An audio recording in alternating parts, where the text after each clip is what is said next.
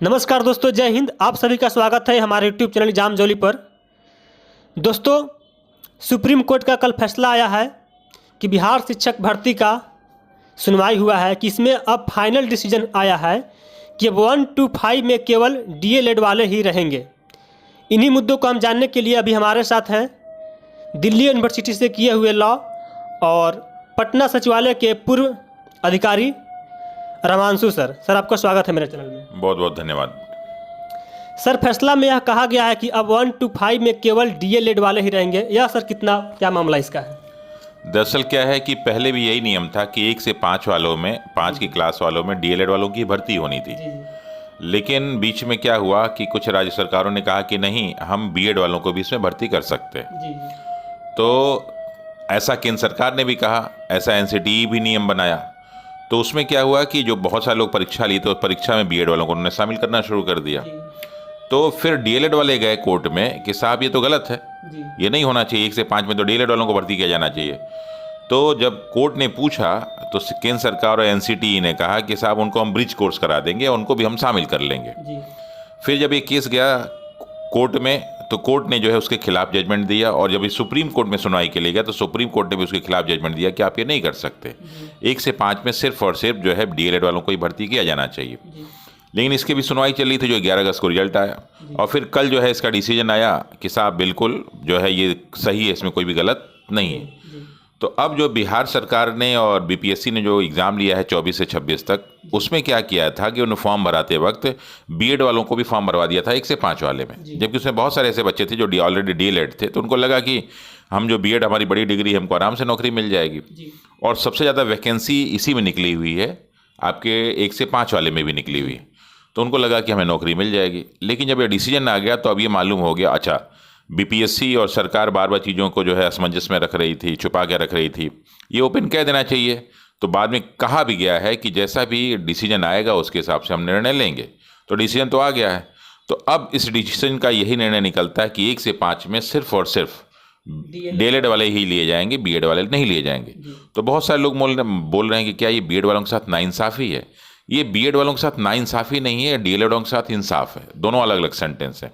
इसमें बीएड वालों के साथ गलती नहीं किया गया, बीएड वालों को बेवकूफ़ बनाया गया है कि ताकि उनकी संख्या ज़्यादा है तो वो खुश होंगे, प्रसन्न होंगे। लेकिन उससे खुश प्रसन्न नहीं, उससे वो नाराज़ हुए हैं कि आप पहले ही हमें बता देते तो हम कुछ और करते, हम कुछ और चीज़ के बारे में सोचते। या फिर अगर आप हमें वास्तव में खुश करना चाहते हैं और आप चाहते हैं कि हमें नौकरी मिले, तो हमारी जो वैकेंसीज़ है उसमें आप सीट निकाल दीजिए, हम आराम से नौकरी पाए जाएंगे। हम दूसरे का हक क्यों मारेंगे? बीएड वाले लड़के ऐसा तो नहीं कि बेईमान हैं, वो भी तो ईमानदार लड़के हैं, तो दूसरे का हक क्यों मारेंगे? तो वो इस तरह की कोई बात नहीं चाहते हैं। वो चाहते हैं कि हर चीज़ ईमानदारी से हो और हमें ईमानदारी से नौकरी मिले। अब सर बीएड वाले सर क्या करेंगे? बीएड वाले देखो, इस वाले जो भर्ती में जो बीएड वालों की वैकेंसी, उसमें बीएड वाले भरे जाएंगे, लेकिन वो 1 से 5 तक में नहीं भरे जाएंगे।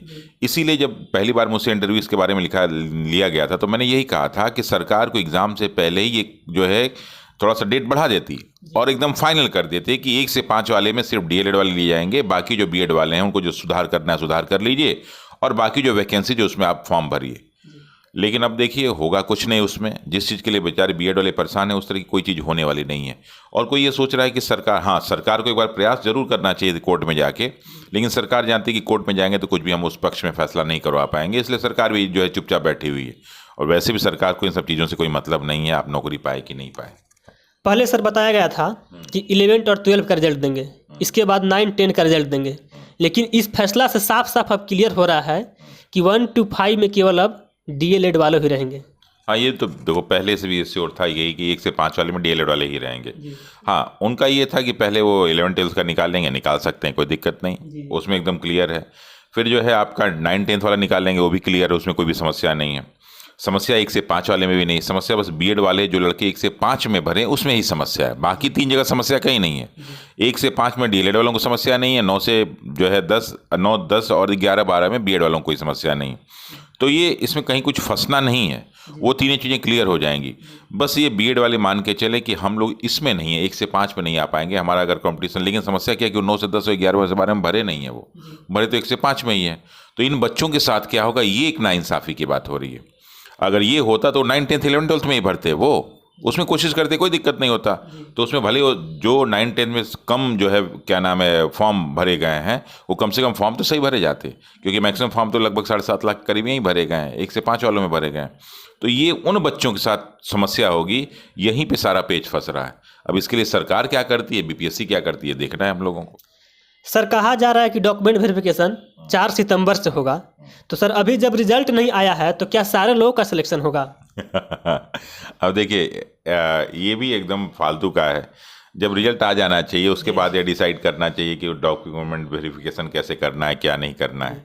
लेकिन यही है कि इस चीज़ को उलझाने के लिए सारी बातें की जा रही हैं। तो स्कूल में देखिए क्या होता है, ये सब बातें उलझाने की और कुछ नहीं। सिलेक्शन से इसका कोई मतलब नहीं है, क्योंकि सिलेक्शन की डॉक्यूमेंट वेरिफिकेशन तो तब होता है ना जब आपका प्रॉपर जो है सिलेक्शन हो गया, लास्ट मोमेंट होता है ना वो, जब आप जाते हैं और जो है इंटरव्यू के बाद की बात सारी चीज़ें होती हैं।